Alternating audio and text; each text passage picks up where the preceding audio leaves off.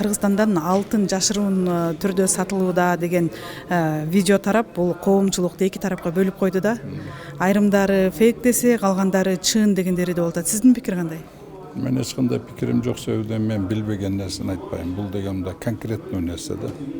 Бул бирдеке уурдалды десе, бул конкреттүү болуш керек. Качан, ким уурдалды, канча уурдалды. Мындай эле коомчулукка салып, дүргүлөнгө салган бул туура эмес.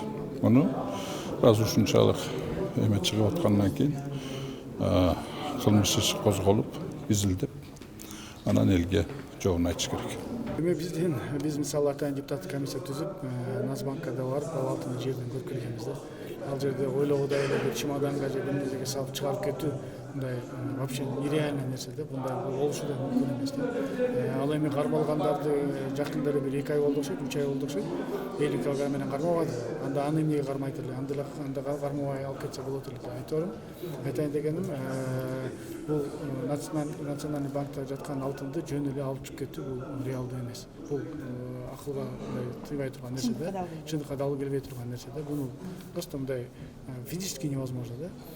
Ал эми мүмкүн башка бир месторождениялардан тымызын уурдап, баягы запастарды көрсөтпөй азайтып, же ал жактан тымызын уурдап сатам деген мүмкүн ушундай бир багыт болсо, ага баягы күрөшүп аткандай эле кармоо дейт. Ал эми президенттин жакыныга катышы дегенде мен ишенбейм да, андай туура эмес.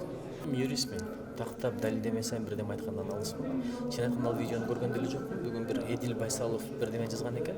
Темиров лайф боюнча ошол жерден сүрөтүн гана көрүп калдым. Анан чоңойтуп баягы белгилеген жери эмне деп жазылганын мен чоңойто албай койдум да сүрөттүчү. Анан эми эмне болсо деле жалган жараткпайт, чындык артпайт деп коет. Эгер чын болсо анын өмүрү узун болот, жалган болсо бат эле билинет. Ошон үчүн мындай нерселер эми саясатта болуп турат экен. Тактамайсаң комментарий бериш кыйын го деп эсептейм.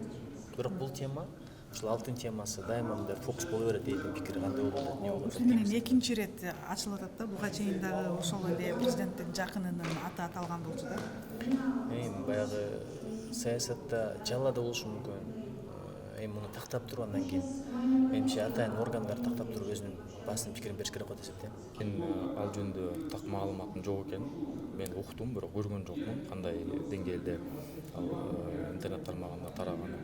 Бирок баягы биз Кыргызстанда бир нерсени түшүнүшүбүз керек да. Эркиндик, сөз эркиндиги деп, свобода слова деп баягы аша чапкандыкты алмаштырбаш керек да. Эгерде ошонун канчалык деңгээлде чындыгы болсо, укук коргоо органдарыбыз бар. Алар териштирет, тактайт. Эгерде ал дал келбесе, ошол сөздү айткандар жооп бергидей болуш керек.